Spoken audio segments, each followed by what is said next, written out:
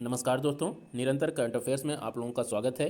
आज हम लोग अपने करंट अफेयर्स की शुरुआत करेंगे यूरोपीय संघ द्वारा शुरू किए गए नए सैटेलाइट लॉन्च पोर्ट से। अभी हाल ही में यूरोपीय संघ ने स्वीडन के किरुना शहर में एक नए उपग्रह लॉन्च पैड का उद्घाटन किया है। इसके जरिए सैटेलाइट्स अंतरिक्ष में भेजे जाएंगे और ये यूरोपीय संघ का दूसरा सैटेलाइट लॉन्च पैड है, ये आप ध्यान रखिएगा।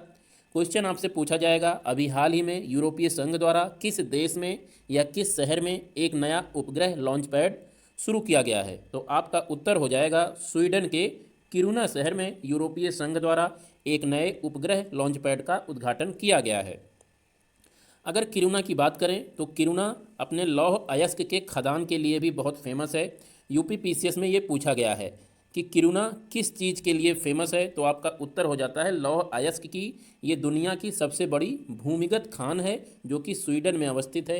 यहाँ से लोहा निकाला जाता है, ये आप ध्यान रखिएगा। किरुना खान लोहे के लिए फेमस है, लोहे यानी आयरन ओर के लिए फेमस है और यहीं पे ही अब एक अंतरिक्ष में भेजने के लिए सैटेलाइट पोर्ट का उद्घाटन किया गया है, ये आप ध्यान रखिएगा। यहाँ से सैटेलाइट अंतरिक्ष में भेजे जाएंगे।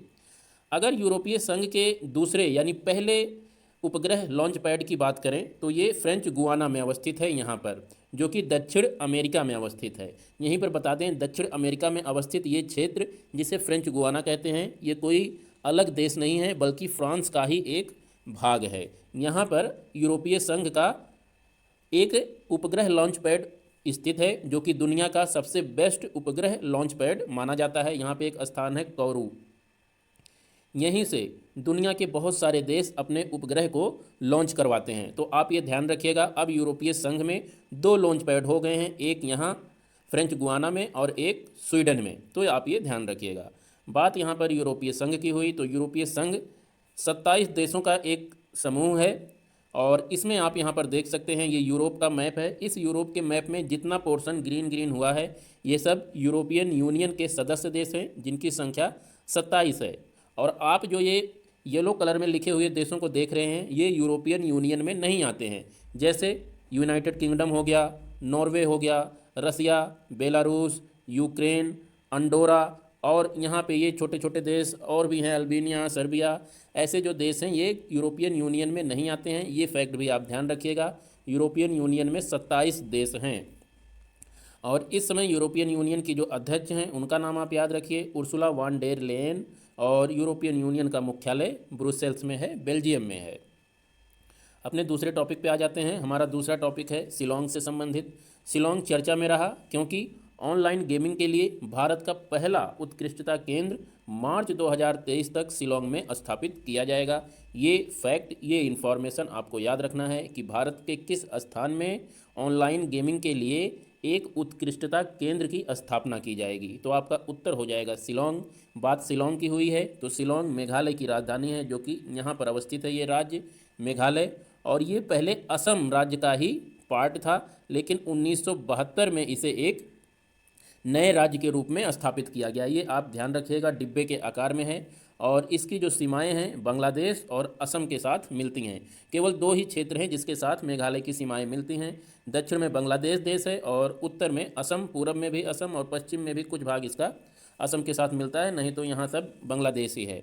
तो ये मेघालय के बारे में आप ध्यान दीजिएगा। इसके साथ मेघालय से एक चीज़ और आप याद रखिए, पनबिजली परियोजना है एक यहाँ पर, उमियम झील, यानी ये झील और बांध है, इसी उमियम नदी पर एक बांध बनाकर पनबिजली परियोजना की शुरुआत की गई थी 1960 के दशक में, जिसकी वजह से उमियम झील और उमियम बांध का निर्माण किया गया था। तो ये आप ध्यान रखिएगा। अगर बात करें मेघालय में तो मेघालय के पूरब में यहाँ पर ये उमियम झील और बांध अवस्थित है। यहाँ की राजधानी बात हम लोगों ने करी ली कि इसकी राजधानी है शिलोंग।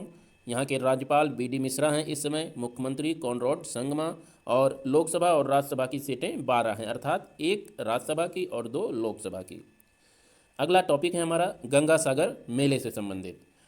आपसे पूछा जाएगा अभी हाल ही में गंगा सागर मेले का आयोजन कहाँ पर किया गया है, तो आपका उत्तर हो जाएगा पश्चिम बंगाल के सागर द्वीप पर। पश्चिम बंगाल के दक्षिण में बहुत सारे छोटे छोटे द्वीप हैं, इस मैप में आप देख सकते हैं। ये पश्चिम बंगाल है पूरा का पूरा, और इस पश्चिम बंगाल के यहाँ छोटे छोटे जो सुंदरबन द्वीप समूह है, बहुत छोटे छोटे द्वीप हैं। सुंदरबन के इन्हीं द्वीपों में से एक द्वीप का नाम है सागर द्वीप, जहां पर हुगली नदी आके अपने जल को प्रवाहित करती है।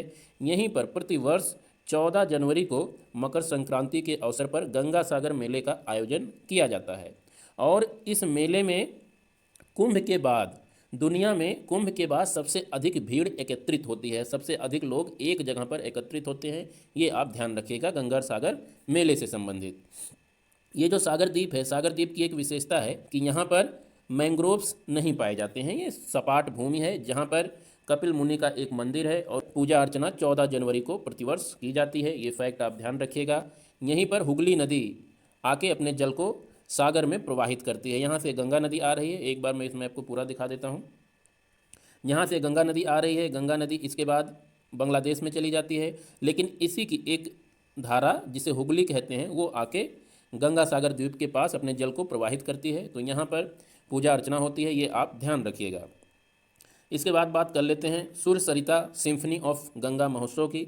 इसका आयोजन कहाँ पर किया गया, ये आपसे पूछा जाएगा, तो आपका उत्तर हो जाएगा वाराणसी में।